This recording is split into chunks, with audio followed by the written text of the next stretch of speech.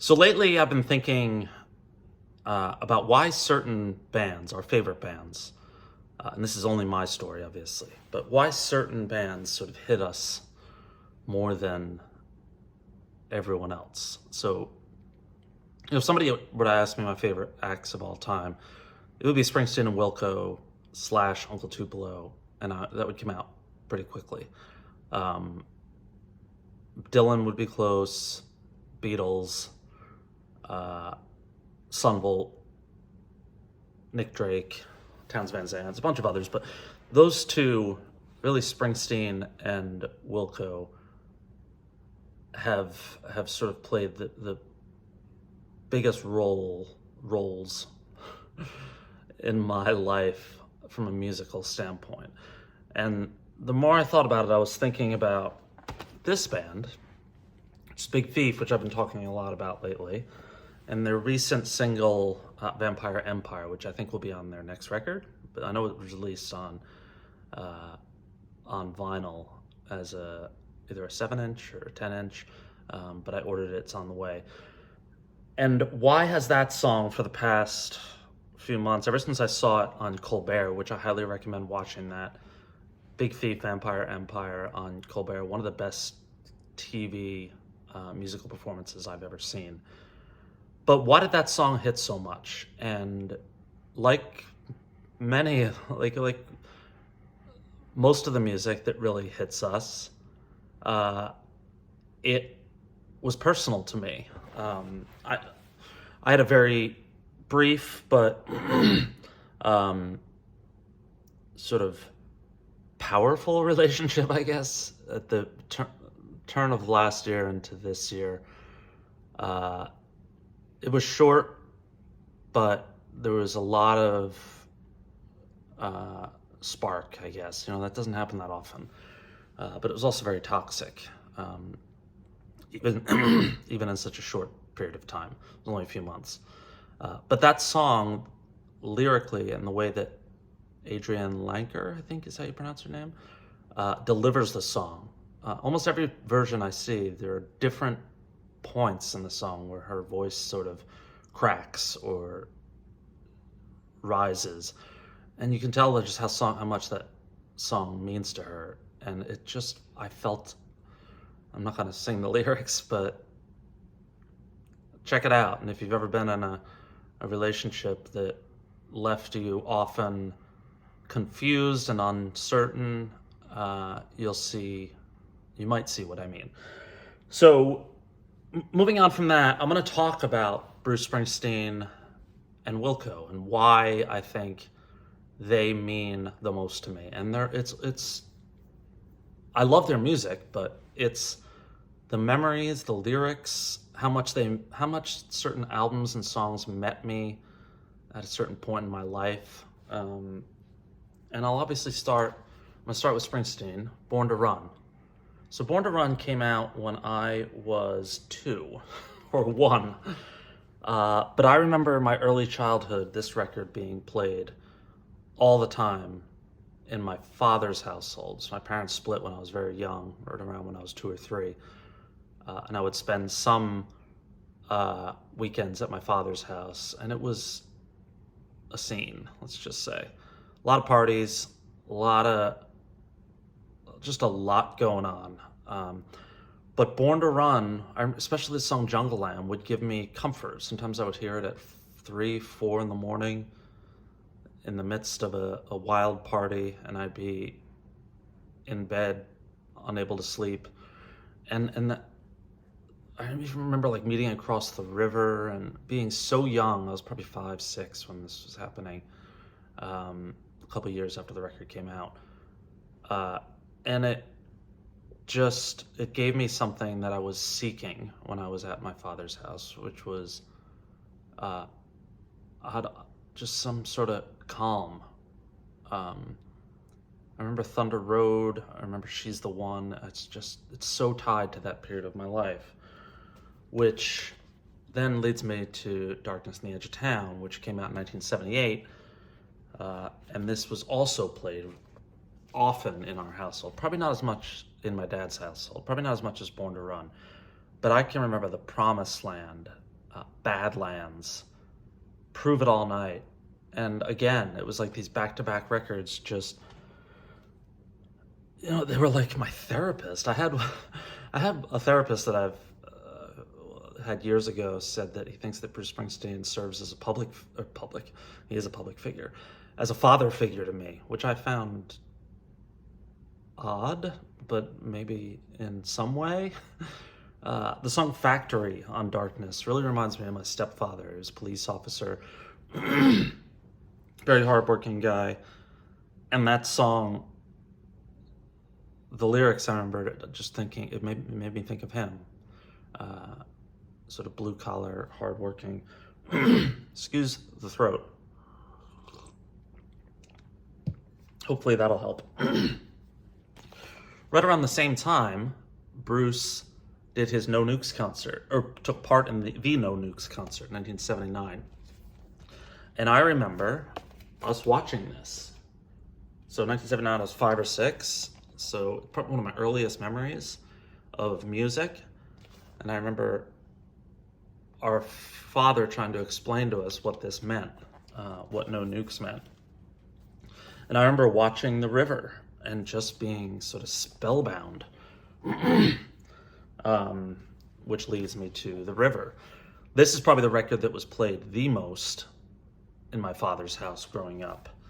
I can remember Sherry Darling, Two Hearts, Point Blank. I just remember like hearing that and it giving me some comfort. The Price You Pay, which ended up being a favorite of my brother and me. I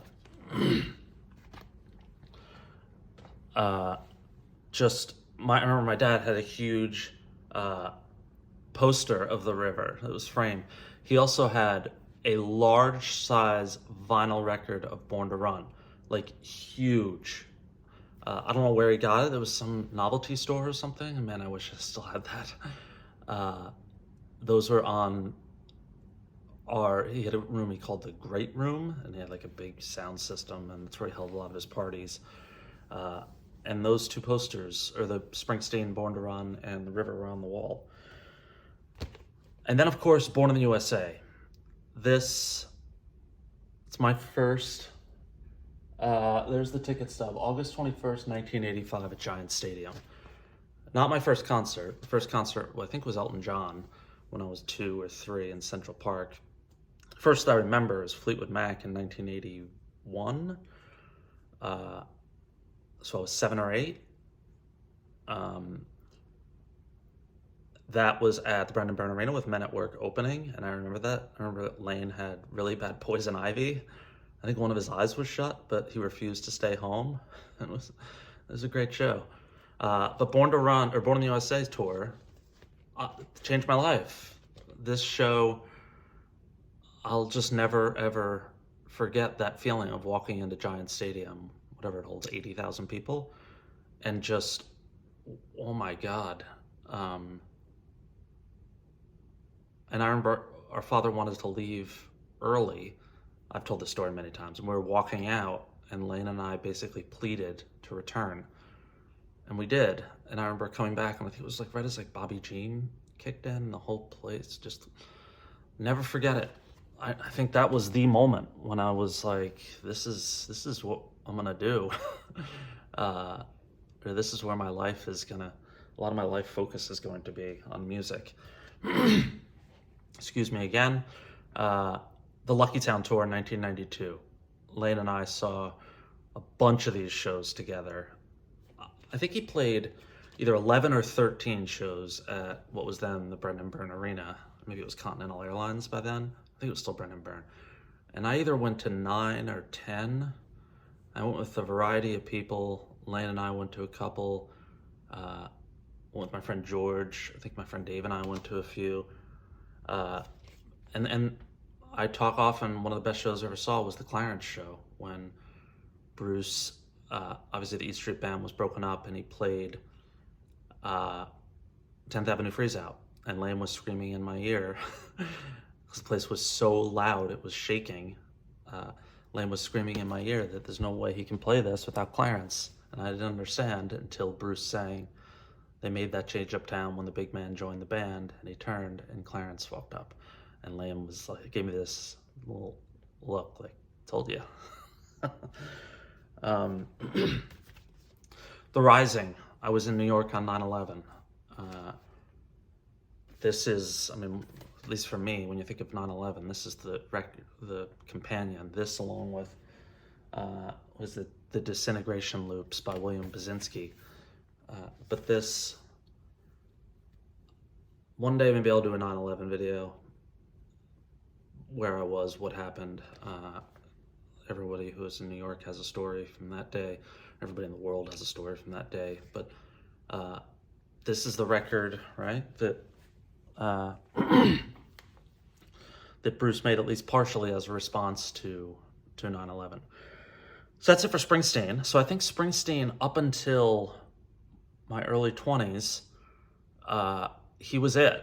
Again, all the bands I've mentioned, plus Neil Young, Creedence, you know, it was very much classic rock up until that point. And then I discovered these guys, Uncle Tupelo, in 1994. So I was a sophomore in college, junior in college. And this record, I've told the story way too many times about how I discovered them via a friend of a friend, but I heard this record, and I remember all summer driving around in New Jersey playing this in my car. And these songs, Looking for a Way Out, I was like, that's me. Growing up in a suburban upper class, we were on the middle side. Sort of very homogenous Republican, and I remember I wanted to get out of there. And I ended up going up to college in Boston, and then lived in New York for a while, and then ultimately moved out to California, where I do feel most at home.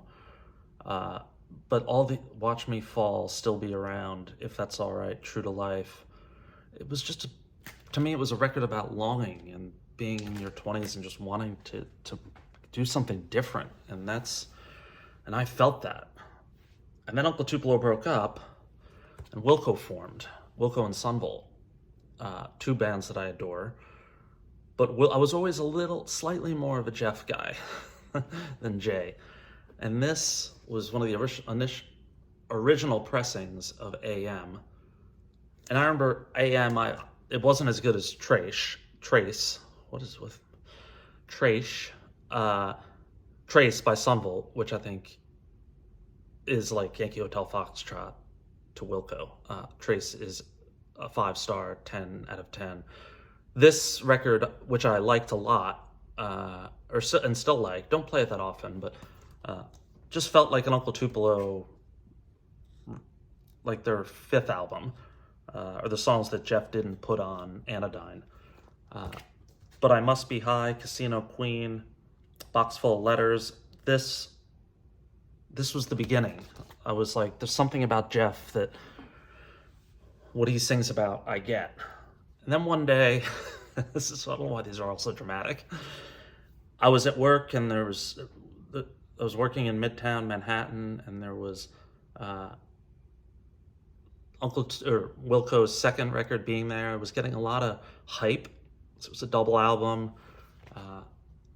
And this is the copy that I was working in Midtown, I've told this story also, called a record. I was calling all over record stores to try and find an advance. That's what we used to do when we wanted to try and find a record that wasn't out yet. Sometimes record stores would have advances, and they would sell them to you. And this was an advance of being there. And I bought it, took the train home to the home that I grew up in New Jersey, and played this for months and months on end. Misunderstood. I was like, I know what he's talking about.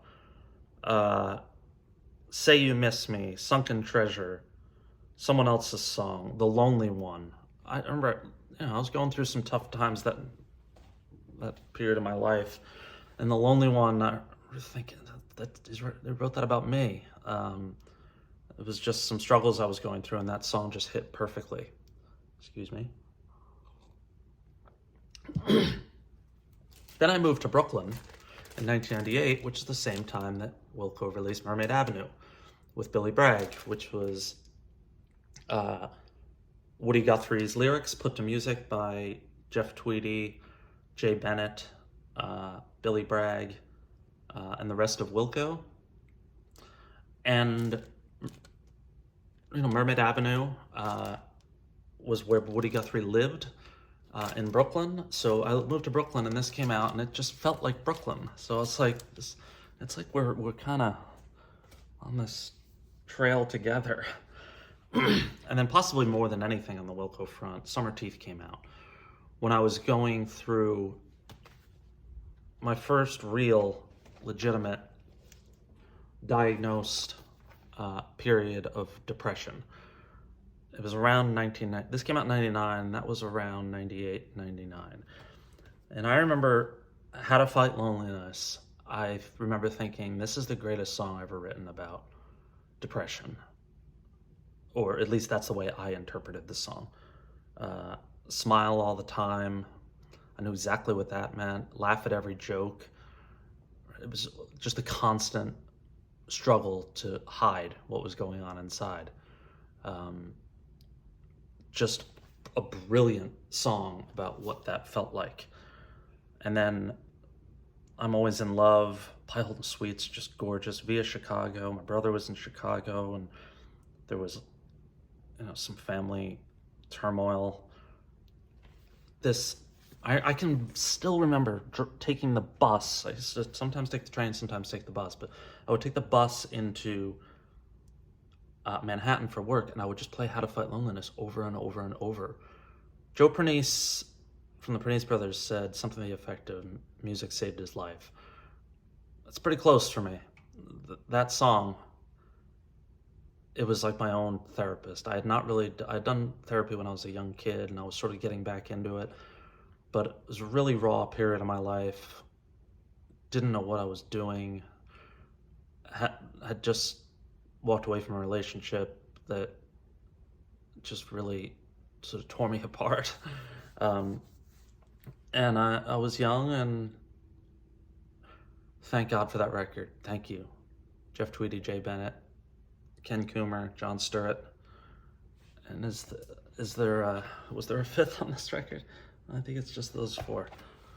And then, of course, again, 9/11, similar to The Rising, Yankee Hotel Foxtrot, which was supposed to be released on 9/11 of 2001, I think. They pushed it back to April, but they had re-released this on their website. And I remember hearing this and just being absolutely astounded that Jeff Tweedy and Jay Bennett, and I think maybe credit go to everyone, wrote these songs before 9/11, because this tall buildings shake, voices escape, singing sad, sad songs, I Assassin Down the Avenue, I'm Trying to Break Your Heart feels like it's a direct response to 9/11. Or maybe Camera, Radio Cure, War on War, Ashes of American Flags. How were these songs written before 9/11? Like, Poor Places just has a very haunting feeling. Yankee Hotel Foxtrot, I think, is one of the greatest records ever made. And I think 50 years from now, people will still say that. Whatever comes in the next 50 years, plus, just the real masterpieces of the time, which I think from the early 2000s, it's Yankee Hotel Foxtrot, just like Nevermind in the 90s, Thriller and Born in the USA in the 80s, going back to all the great Beatles, Stones records in the 60s, 70s, Abbey Road, Let It Bleed. And then lastly, to wrap it up, The Whole Love, which came out in 2012. And this is like, I remember listening to this when I finally felt like I had my footing in life. I never really totally have it, but I felt like I had a pretty good understanding of who I am. And this came out in 2012. And songs like One Sunday Morning, Oh my, maybe the best song Jeff Tweedy's ever written. Uh, Born Alone, Open Mind. I'm gonna listen to this today. Uh, The Whole Love. This record just, it was like I've sort of, in a little way, in little ways, figured it out, and that's what this record sounded like to me. I remember seeing them when I was going to visit my mom and my stepfather in Maryland, seeing them at the Merriweather Post Pavilion, and it was just, I was there solo. I go to a lot of shows solo. I actually love going to shows solo. I saw Big Thief in LA last week solo. Wonderful time. Um, but The Whole Love, it was just, it was like I'm doing okay. I don't know. That's the best way I can say it. I don't think this will turn into a thread or anything, but I woke up this morning, had this on my mind after watching Vampire Empire on YouTube about 80 times, and figured I'd tell this story. So hope you're all doing well. To all the new subscribers, again, thank you for listening and all the really kind comments. I got a couple messages on Instagram that were super nice. There's just a lot of good people out there in the world, and I'm glad that I've gotten to meet some of you in this vinyl community thing that we do. Hope you have a nice Sunday, and hope you enjoy your week. Take care.